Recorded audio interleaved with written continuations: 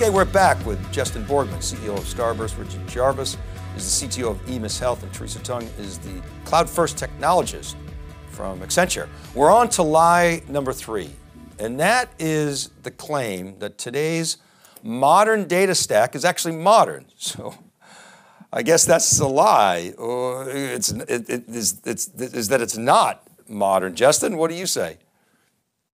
Yeah, I mean, I think new isn't modern, right? I think it's the new data stack, it's the cloud data stack, but that doesn't necessarily mean it's modern. I think a lot of the components actually are exactly the same as what we've had for 40 years. Rather than Teradata, you have Snowflake. Rather than Informatica, you have Fivetran. So it's the same general stack, just a cloud version of it. And I think a lot of the challenges that have plagued us for 40 years still maintain.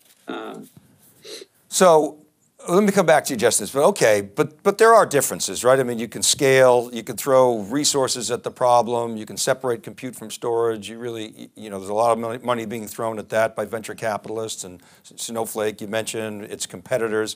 So that's different, is it not? Is that not at least an aspect of modern? Dial it up, dial it down. So what do you say to that? Well, it is. It's certainly taking, what the cloud offers and taking advantage of that. But it's important to note that the cloud data warehouses out there are really just separating their compute from their storage. So it's allowing them to scale up and down, but your data is still stored in a proprietary format. You're still locked in. You still have to ingest the data to get it even prepared for analysis. So a lot of the same sort of structural constraints that exist with the old enterprise data warehouse model on-prem still exists, just yes, a little bit more elastic now because the cloud offers that. So Teresa, let me go to you because you have cloud first in your title. So what say you to this conversation?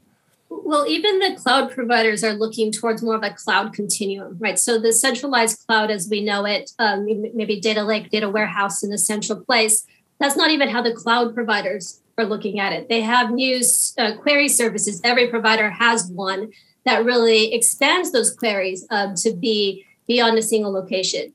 And if we look at a lot of where the future goes, right, that's going to very much follow the same thing. There's going to be more edge. There's going to be more on-premise because of data sovereignty, data gravity, because you're working with different parts of the business that have already made major cloud investments in different cloud providers. Right. So there's a lot of reasons why the next modern generation of the data stack needs to be much more federated.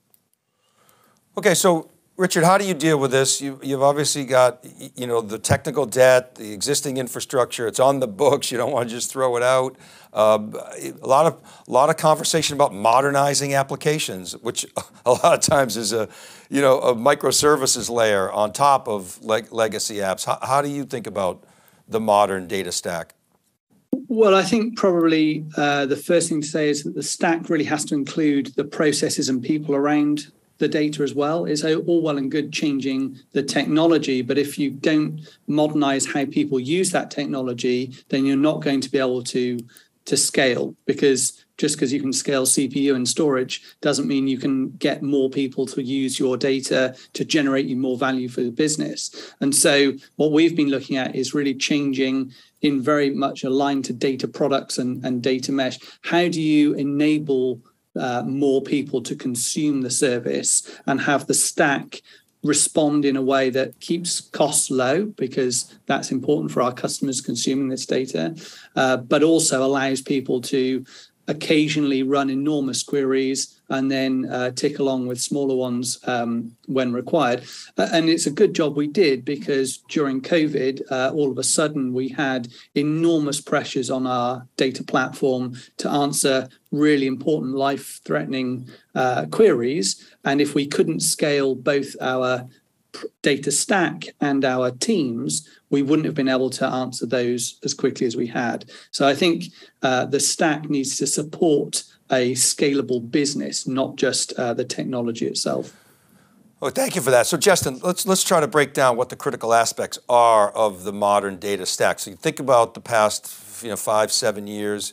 Cloud obviously has given a different pricing model, de-risked experimentation, that we talked about, the ability to scale up, scale down. But I'm taking away that that's not enough. based on what Richard just said, the modern data stack has to serve the business and enable the business to build data products. I buy that. I'm a big fan of the data mesh concepts, even though we're early days. So what are the critical aspects, if you had to think about, maybe putting some guardrails and definitions around the modern data stack, what does that look like? What are some of the attributes and principles there? Of how it should look like, or yeah, how what it should be? Yeah.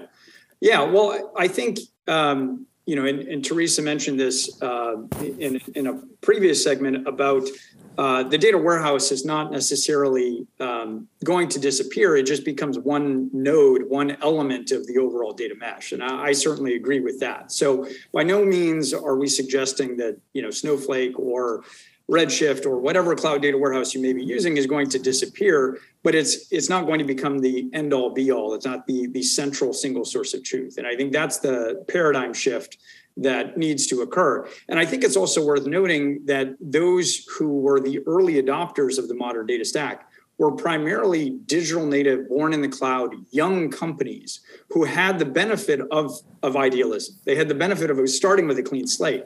That does not reflect the vast majority of enterprises. And even those companies, as they grow up, mature out of that ideal state. They go buy a business. Now they've got something on another cloud provider that has a different data stack, and they have to deal with that heterogeneity. That is just change, and change is a part of life. And so I think there is an element here that is almost philosophical. It's like, do you believe in an absolute ideal where I can just fit everything into one place, or do I believe in reality? And I think the far more pragmatic approach is really what data mesh represents. So to answer your question directly, I think it's adding the ability to access data that lives outside of the data warehouse, maybe living in open data formats in a data lake, or accessing operational systems as well. Maybe you want to directly access data that lives in an Oracle database or a Mongo database or what have you. So creating that flexibility to really future-proof yourself from the inevitable change that you will encounter over time.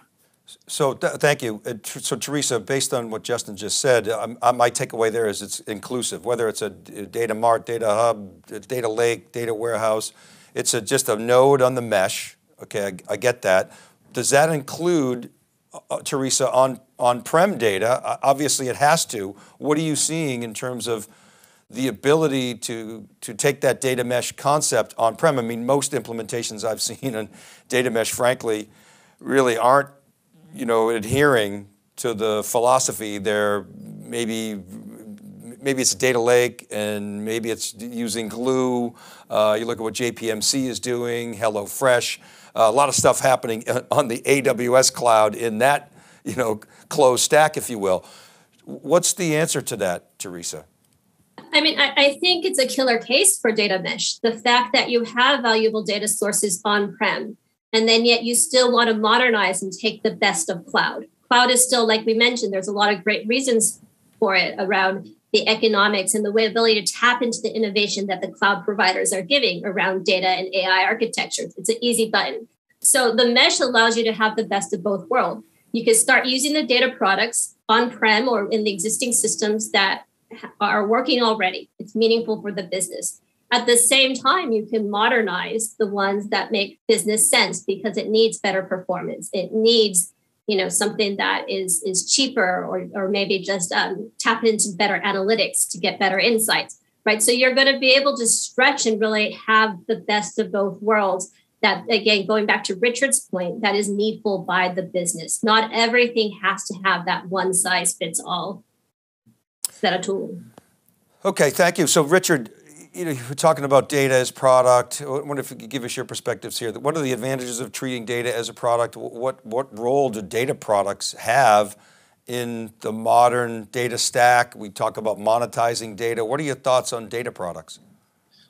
So for us, one of the most important data products that we've been creating is taking data that is healthcare data across a wide variety of different settings. So information about patients' demographics, about their their treatment, about their medications and so on, and taking that into a standards format that can be utilized by a wide variety of different researchers.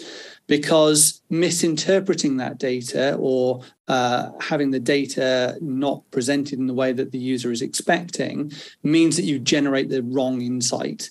And in any business, that's clearly not a desirable outcome. But when that insight is so critical as it might be in healthcare or some security settings, you really have to have gone to the trouble of understanding the data, presenting it in a format that everyone can clearly agree on, and then letting people consume in a very structured and managed way, even if that data comes from a variety of different sources in the first place. And so our data product journey has really begun by standardizing data across a number of different silos through the data mesh, so we can present it out both internally and through the right governance externally to researchers. So that data product through whatever APIs is accessible, it's discoverable, but it's obviously got to be governed as well. You mentioned you appropriately provided to internally, but also external folks as well. So you've architected that capability today. We have, and because the data is standard, it can generate value much more quickly, and we can be sure of the security and value that that's providing.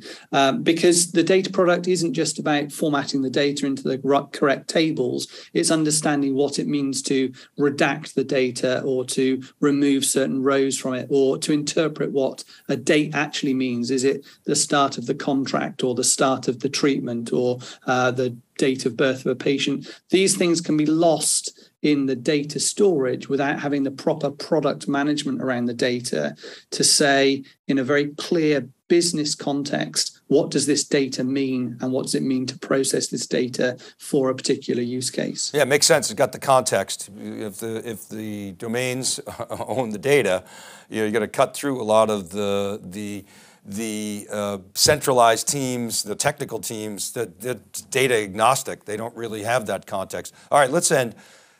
Justin, how does Starburst fit into this modern data stack? Bring us home. Yeah, so I think for us, it's really providing our customers with the flexibility to operate and analyze data that lives in a wide variety of different systems. Ultimately, giving them that optionality, and optionality provides the ability to reduce costs, store more in a data lake rather than a data warehouse. It provides the ability for the fastest time to insight, to access the data directly where it lives. And ultimately, with this concept of data products that we've now incorporated into our offering as well, you can really create and curate data as a product to be shared and consumed. So we're trying to help enable the data mesh model and make that an appropriate complement to the modern data stack that people have today. Excellent. Hey, I want to thank Justin, Teresa, and Richard for joining us today. You guys are great. We're big believers in the data mesh concept, and I think we're seeing the future of data architecture. So thank you. Now remember, all these conversations are going to be available on thecube.net for on-demand viewing. You can also go to starburst.io. They have some great content on the website, and they host some really thought-provoking interviews and they have awesome resources. Lots of data mesh conversations over there and really good stuff in the resource section, so check that out. Thanks for watching. The data doesn't lie, or does it? Made possible by Starburst Data. This is Dave Vellante for theCUBE, and we'll see you next time.